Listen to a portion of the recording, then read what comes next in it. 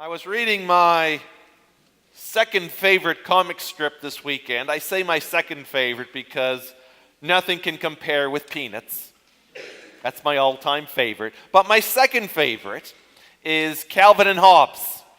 Any of you know Calvin and Hobbes? Yeah, Heather does. Okay. Well, I was reading a Mother's Day cartoon, and Calvin in this strip wrote his mother a poem. And this is what he wrote. I was going to buy a card with hearts of pink and red, but then I thought I'd rather spend the money on me instead. It's awfully hard to buy things when one's allowance is so small, so I guess you're pretty lucky I got you anything at all. Happy Mother's Day. There, I've said it. Now I'm done. So how about getting out of bed and fixing breakfast for your son? Love, Calvin. Well, some of you this morning may feel a little bit like Calvin's mom. You may be wondering if anyone's going to say, thank you. You've done a good job. Well done. Being a mother is the toughest job in the world. And we recognize and honor that today. I saw another cartoon where a man comes home from work and he's wearing a suit and he's got a briefcase in his hand and his hair's nicely combed. He walks in his door and it's as though he's walked into a war zone. The house is a mess. The kids are running around wild. They're dirty. The wife's still in her nightgown. And dishes piled up in the sink and dirt and junk all over the place. And he just stands there in shock. And his wife comes up to him, greets him, and says, honey, every night you come home, you ask me what I've done all day. Well, guess what? Today I didn't do it.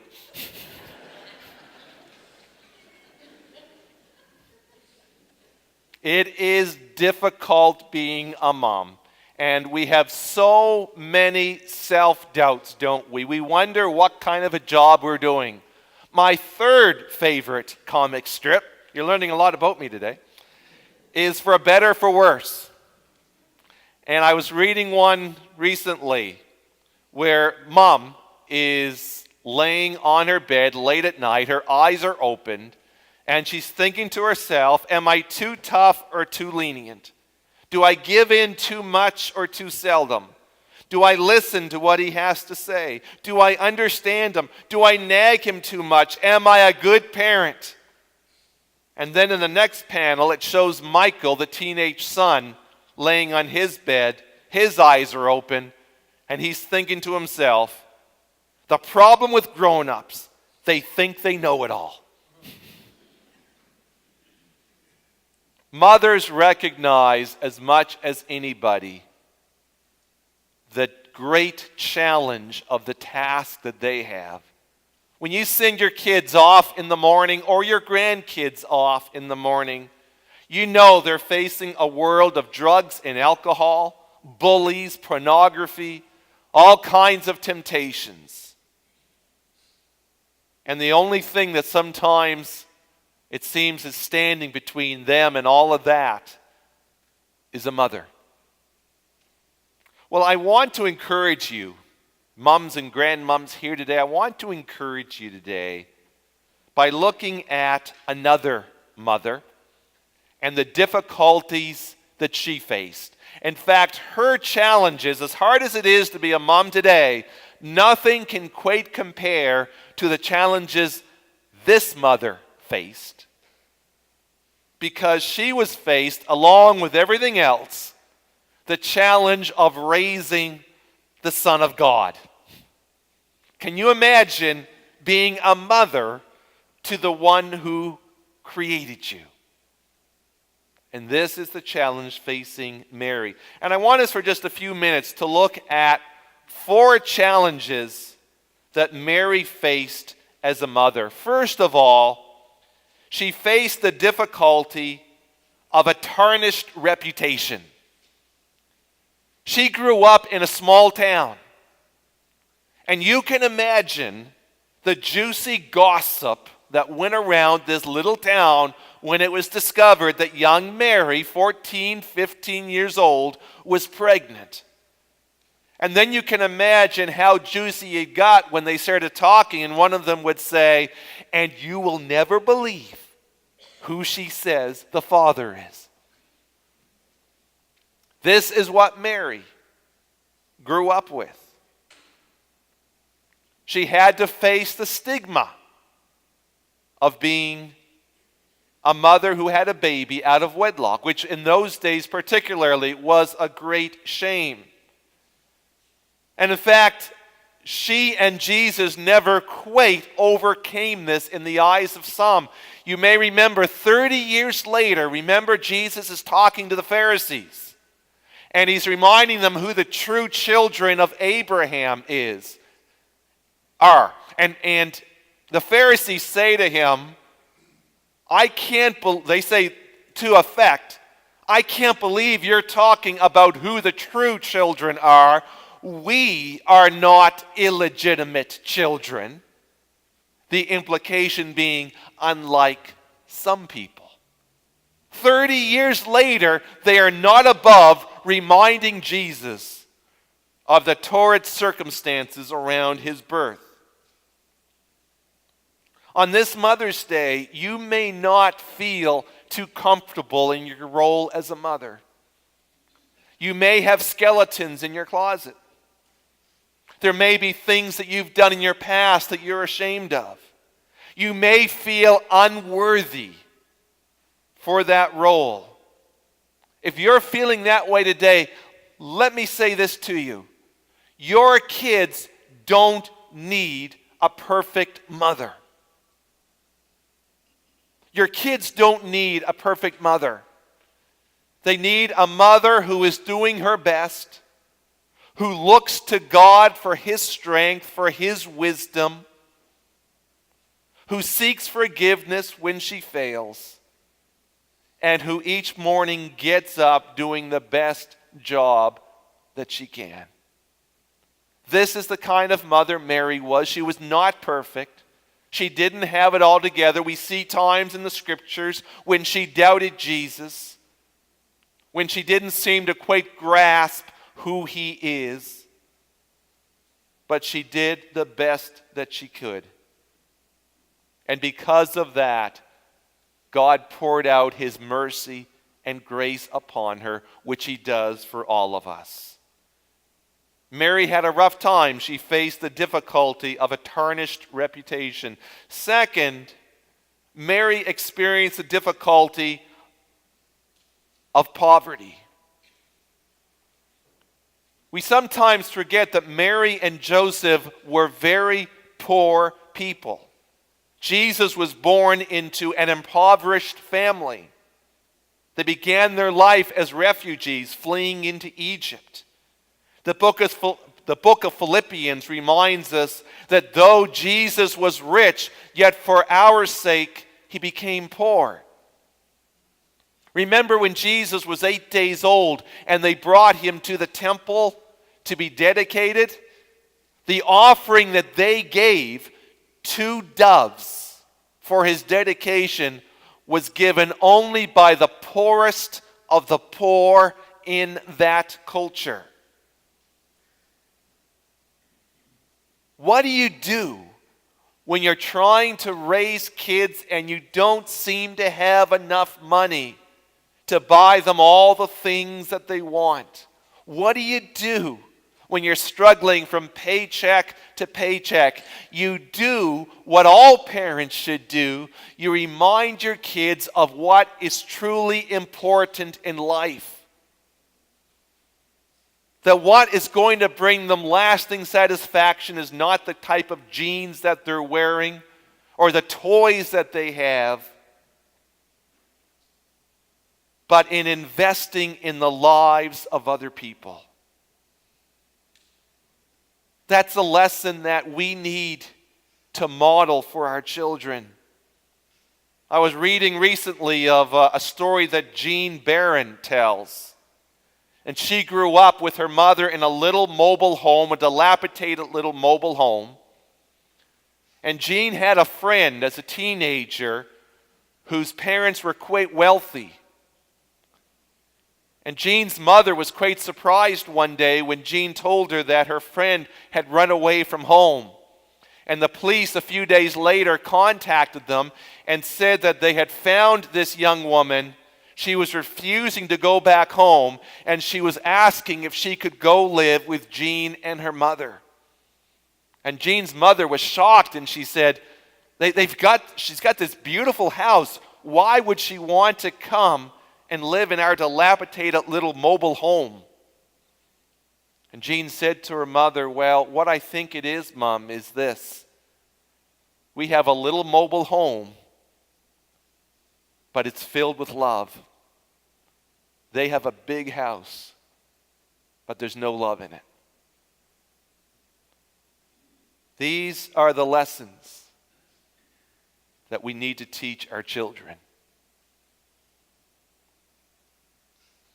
Mary experienced the difficulties of poverty. A third challenge she faced is people's hatred of her child, even at his birth. Remember what Matthew says. An angel appears to Joseph in a dream. This is Matthew chapter 2. And the angel says, get up, take the child and his mother and escape to Egypt. Stay there until I tell you, for Herod is going to search for the child to kill him. As soon as Jesus was born, the forces of evil were aligned against him to kill him. Hear me when I say this. For you mothers and grandmothers, the same thing happens when a child is born today. For Satan sees that child as God's gift to you. Psalm 127 says, sons are a heritage from the Lord, children a reward from him.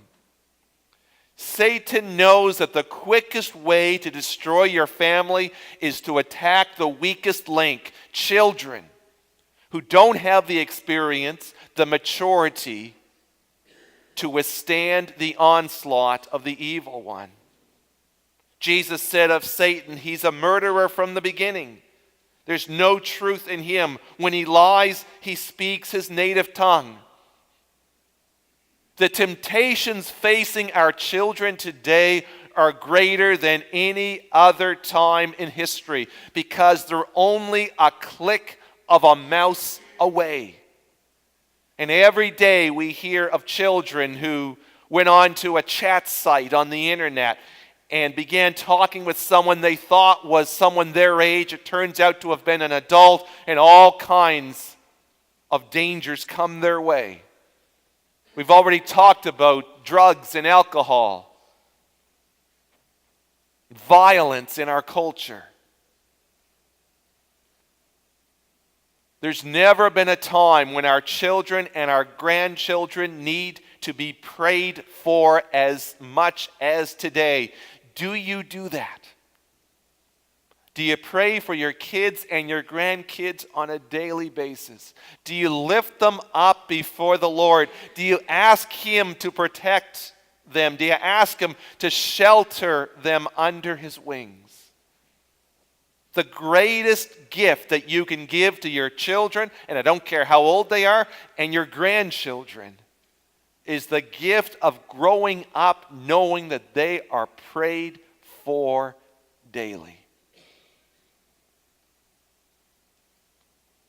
And finally, one other difficulty Mary experienced was being a single mom.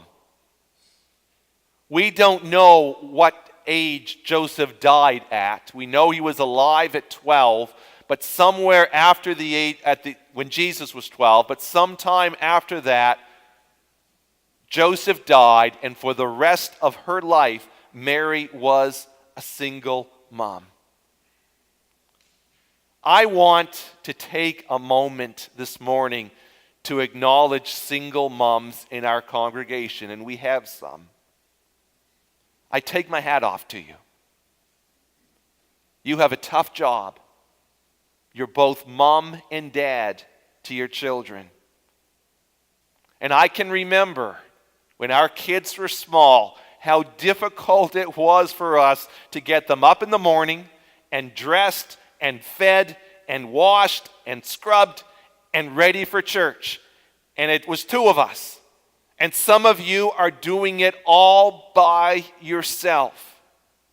And you do it 7 days a week. And you do it on Sundays because church is important to you and it's important to your children. And we know the sacrifice it is, and we take our hats off to you. Mary was rewarded for her faithfulness as a mother. And you will be too. She was there to see Jesus resurrected from the dead. She was in the upper room when the 120 gathered to pray and the Holy Spirit came upon them.